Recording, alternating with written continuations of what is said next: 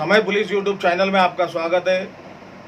मैं गुलाम हैदर, एडिटर समय पुलिस। गुज़िश्ता दिनों बीएमसी के वेस्ट वार्ड की ओर से हकस का इलेक्शन रखा गया था। तकरीबन इलेक्शन की पूरी कार्रवाई मुकम्मल हो चुकी थी, जिसमें 5 उम्मीदवार मैदान में थे बतौर यूनियन लीडर। बाद में ये खबर आई कि एकता हकस यूनियन के प्रेसिडेंट नवाज खान ने इस इलेक्शन को चैलेंज सुप्रीम कोर्ट में किया और हालिया इलेक्शन पे स्टे लाया। इस ताल्लुक से समय पुलिस ने नवाज खान से बातचीत की, जिसे आगे देखिएगा। इसके अलावा महाराष्ट्र के डिप्टी सीएम देवेंद्र फडणवीस ने भी असेंबली में हॉकर्स को लेके क्या बात की है, वो आगे इस रिपोर्ट में देखिएगा। समय पुलिस यूट्यूब चैनल को सब्सक्राइब, शेयर लाइक कीजिए। Thank you. मुंबईचे जे अधिकृत फेरीवाले आहेत, अधिकृत वीज जोडी दिली तर ते पैसे भरून त्याचा उपयोग होईल, जेणेकरून आपले जी वीज चोरी होते ते होणार नाही। सन्मान्य सदस्यांनी एक सजेशन दिला आहे, त्यांनी सूचना केली आहे, जरूर ही सूचना तपासून पाहिली जाईल। अनधिकृत फेरीवाल्यांवर कारवाई करण्याचे निर्देश आपण देणार का, माझी विनंती आहे। माननीय अध्यक्ष महोदय, साधारणपणे जे अधिकृत फेरीवाले आहेत त्यांना काय आपल्याला सोयी सुविधा देता येतील या संदर्भात निश्चितपणे शासन विचार करेल। त्यांना ग्रीडवरनं नाही तर ऑफ ग्रीड अशा प्रकारे आपण त्यांना काही कनेक्शन देऊ शकतो का याचाही विचार करण्यात येईल। तथापि अनधिकृत अशा प्रकारचे जर फेरीवाले असतील तर त्यांचं अन्यत्र कुठे पुनर्वसन करता येईल का असा प्रयत्न निश्चितपणे सरकार करेल। सन्मान्य उपमुख्यमंत्री महोदय, मुख्यमंत्री महोदय पण आज इकडे सभागृहात आहेत। मुंबईशी निगडीत हा फेरीवाल्यांची समस्या अत्यंत गंभीर समस्या आहे। यात सुप्रीम कोर्टाने आदेश दिल्यानंतर आपण टाउन वेंडिंग पॉलिसी निर्माण केली आहे आणि टाउन वेंडिंग पॉलिसी केल्यानंतर आपण टाउन वेंडिंग कमिटीज स्थापन करायच्या होत्या आणि त्या समितींनी हॉकिंग झोन्स करून पिचेस अलॉट करायचे होते। ही कारवाई सुमारे 3 ते 4 वर्ष पेंडिंग आहे आणि त्यामुळे हा अनधिकृत फेरीवाल्यांचा विषय मुंबईत पेंडिंग आहे। तर शासनाने त्वरित या टाउन वेंडिंग कमिटीची स्थापना करून हॉकिंग झोन्स बनवून सुप्रीम कोर्टच्या आदेशानुसार त्वरित हे हॉकिंग पिचेसचं वितरण करून टाटा सर्व्हे, टाटिसचा जो सर्व्हे झालेला Tata institute of social sciences, ह्याच्यातनं आपण सर्व्हे करून एकूण फेरीवाले किती आहेत त्याची संख्या निश्चित केली आहे आणि त्याप्रमाणे त्यांना पिचेस अलॉट करण्यासंदर्भातली पण कारवाई अपेक्षित आहे। तर या संदर्भातली कारवाई शासनाने त्वरित करावी।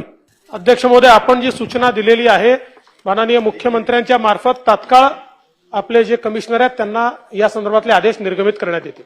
तातडीने आपण काही टाइम बाउंड कार्यक्रम जो आहे तो त्या ठिकाणच्या महापालिकांना देणार का? अध्यक्ष महोदय, जी सूचना आपण केली ती मुंबई पुरतं लागू न करता महाराष्ट्रातल्या सर्व महानगरपालिकांना माननीय मुख्यमंत्र्यांच्या मार्फत त्या सूचना देण्यात येतील। जी काही स्ट्रीट वेंडिंग पॉलिसी आहे ती योग्य प्रकारे लागू करून त्या अंतर्गत नेमकी कारवाई काय केली या संदर्भातला अहवाल पुढच्या 3 महिन्यांमध्ये त्यांनी पाठवावा अशा प्रकारचे आदेश देण्यात येतील। निश्चित अध्यक्ष महोदय, शासन जे अधिकृतपणे फेरीवाले आहेत त्या सगळ्यांच्या पाठीशी उभं राहील। त्यांना आपल्याला कल्पना आहे की माननीय मुख्यमंत्र्यांनी आम्ही सगळ्यांनी पुढाकार घेऊन आपण जवळजवळ 1 लाख फेरीवाल्यांना आता नुकताच केंद्र सरकारचा स्वनिधी त्या ठिकाणी मिळवून दिलाय, काहींना स्वनिधीचा दुसरा टप्पा मिळवून दिलेला आहे। त्यामुळे माननीय कालिदासजी, सरकार अशा प्रकारचे जे फेरीवाले आहेत त्यांना नक्कीपणे पाठीशी त्याच्या उभं राहील। जिथे अनधिकृत चाललाय त्या संदर्भात मात्र आपल्याला काय कारवाई करता येईल ते आपल्याला बघावं लागेल। अधिकृत असेल तर त्यांना वीज जोडणी द्या, परंतु अनधिकृत असेल तर तात्काळ त्यांची वीज जोडणी सगळ्यांची माननीय उपमुख्यमंत्री कट करणार का? निश्चितपणे अनधिकृत जे आहे ते कट करण्यात येईल। त्याच्यामध्ये कोणी असेल तर त्याच्यावरही कारवाई करण्यात येईल आणि सोबत आपल्या महावितरणला हे देखील कळवण्यात येईल की अधिकृत लोकांना सोप्या पद्धतीनं वीज कशी मिळेल, ग्रीडहून द्या, ऑफ ग्रीड द्या, कशी द्या, पण ती कशी मिळेल या संदर्भात एक पॉलिसी तैयार करायला सांगण्यात येईल। समय पुलिस यूट्यूब चैनल में नवाज भाई आपका स्वागत है। अभी जो बीएमसी का इलेक्शन हुआ उसके बारे में ये बताया जा रहा है कि आपने उस पर वो इलेक्शन पे स्टे लाया, तो स्टे लाने की वजह क्या है, क्या आप बता सकते हैं? जी,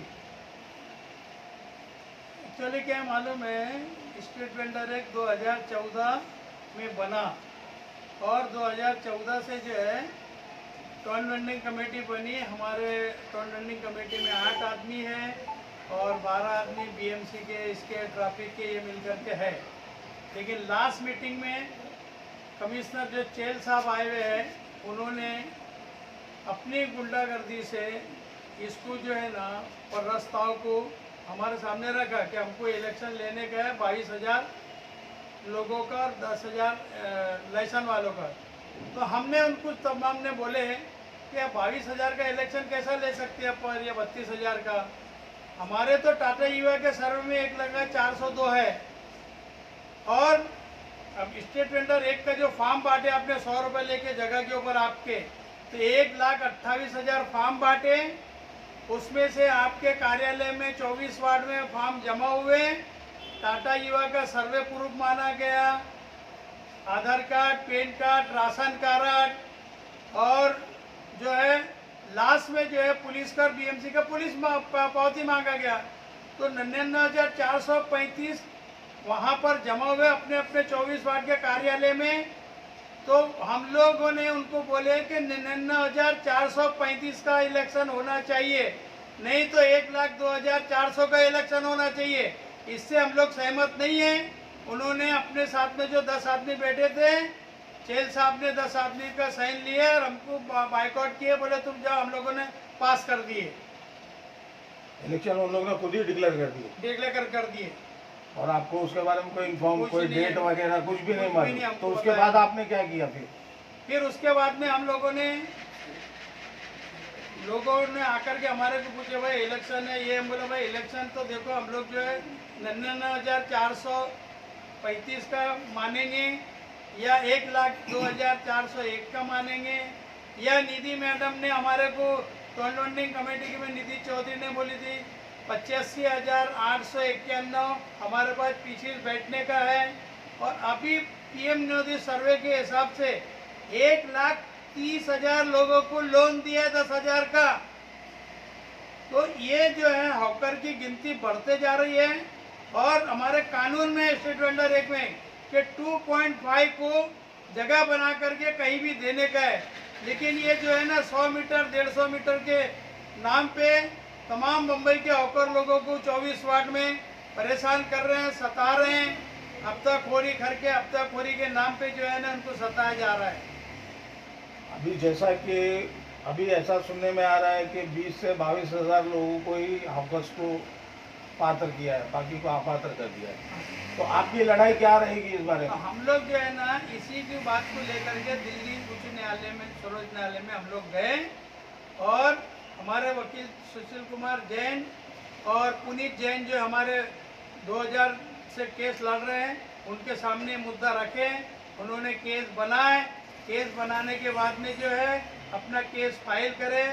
3 बेंच की जज ने जो है वो सुनवाई करी, 8 तारीख को सुनवाई करी हमारी, 8 अगस्त को, नहीं 28 अगस्त को हमारी सुनवाई करी।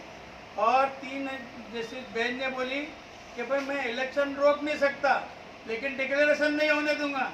तो हमारा जज साहब, हमारे वकील साहब ने बोला जज साहब को कि हम लोग इलेक्शन रोकने नहीं आए, हम लोगों को इलेक्शन 99,400 लोगों का चाहिए या तो 1,02,000 लोगों का चाहिए। हम लोग इससे सहमत नहीं होंगे सर। तो उन्होंने फौरन ऑर्डर करे कि हम लोग गिनती या वो नहीं होने देंगे, उसका गिनती होने नहीं देंगे, रोक लगा दिया और हमको स्टे दे दिया। और हमको बोला कि आप यही फाइल जाकर के हाई कोर्ट में करो, अगर जब तुम्हारी वहाँ सुनवाई नहीं होगी तो फिर से तुम इधर आ जाओ, हम लोग फिर उनको सबको बुला लेंगे। तो उसके बाद में आपने एसटी की कॉपी कहाँ दिया लाके? हमने उनको सबको दिया कॉपी, किसको, मतलब बीएमसी को दिया? बीएमसी के अधिकारियों को सबको दिया। जैसे स्टे मिला शाम को सवेरे 10 बजे हम लोगों के पास में काफ़ी आ गई।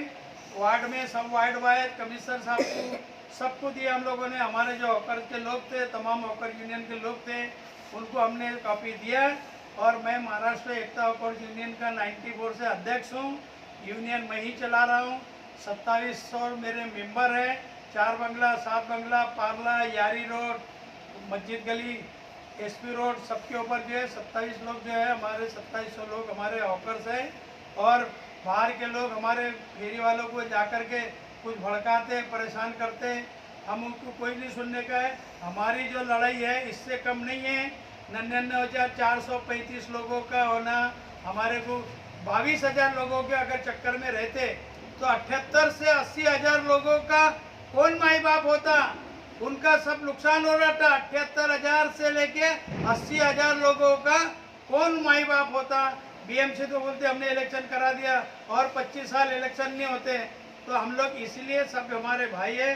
मैं भी खुद एक हॉकर हूँ, मेरे भी 2-3 बच्चे हॉकर का धंधा करते हैं। हमारे 2 सहबाब यहाँ पे रहने वाले, क्योंकि नौकरी मिलती नहीं है तो हम लोगों को जो है ना 40 साल 45 साल से हम लोग फुटपाथ का धंधा कर रहे हैं और रोजी रोटी कमा करके हमारे पेट पालन पोषण बच्चों को पढ़ाने का काम कर रहे हैं। उसके बीच में जो है ये नेता लोग आकर के हॉकरों को भड़काते हैं कि हम तुमको लाइसेंस दिला देंगे। लाइसेंस ऐसा थोड़ी मिलता है फुकट में। लाइसेंस के लिए तो अभी 22,000 लोगों का अगर इलेक्शन करा लेते और हम लोग रोक नहीं लाते तो और 25 साल 50 साल हम लोगों को कोई चीज़ मिलने वाली नहीं थी। हमारे को सुप्रीम कोर्ट के न्यायाधीश के और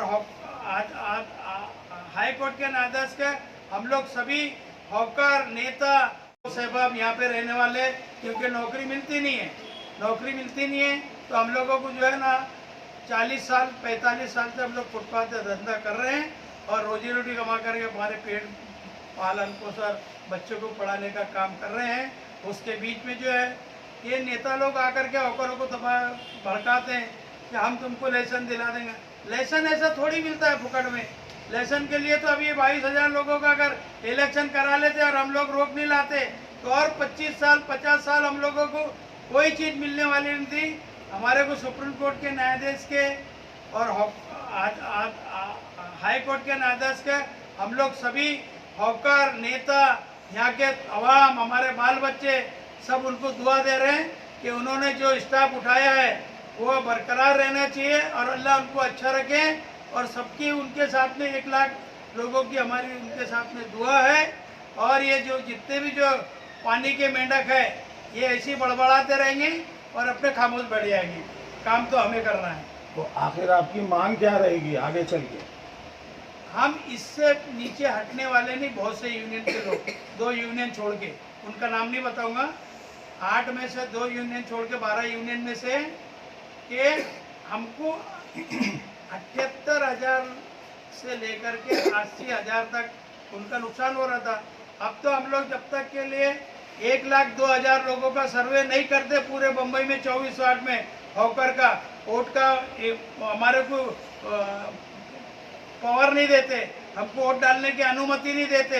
1,02,000 की या 99,400 की, उससे कम थी नहीं। हम लोग ये कोर्ट के ऊपर हमारे को पूरा भरोसा है, सुप्रीम कोर्ट के ऊपर हाई कोर्ट के ऊपर भी नहीं। तो फिर अगर जो उनकी बात भी नहीं सुनेंगे तो बहुत बड़ा आंदोलन करेंगे हम लोग तमाम मुंबई के हॉकर 24 वार्ड। हाँ, संस्था के लोगों में आपकी कमेटी में कितने लोग हैं और कौन लोग आपके साथ साथ हैं जो सुप्रीम कोर्ट तक जाने के लिए तैयार है, हर तरह का आंदोलन करने के लिए तैयार है? ऐसे कितने लोग अभी आपके साथ में?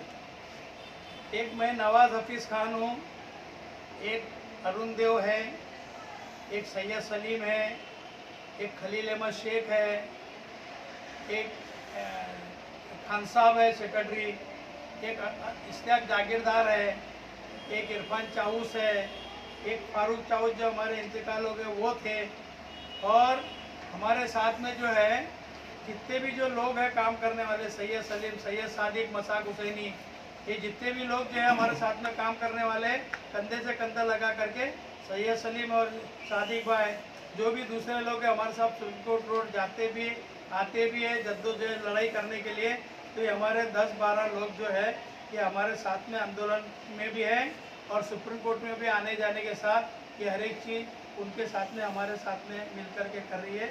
हमारे जो है तमाम हॉकर के जितने नेता हैं हमारे साथ में मेरी यूनियन के, अल्लाह उनको भी अच्छा रखे और उनकी जो मेहनत है अल्लाह एक कबूल कराए कि 1 लाख लोगों को हॉकर को वोट डालने का राइट मिले। यही हमारी गुजारिश है। नहीं सिर्फ वोट डालने का राइट या और उनके आगे की जो फैसिलिटी है, लाइसेंस वगैरह जो कुछ मिलने वाला है? जब सुनिए सर, जब एक बार वोटिंग हो गया तो ऑटोमेटिक उनको लाइसेंस देना पड़े। लाइसेंस दिलाए बगैर उनको जगह के ऊपर हम लोग खामोश नहीं बैठेंगे, तमाम को ऑफर दिलाएंगे।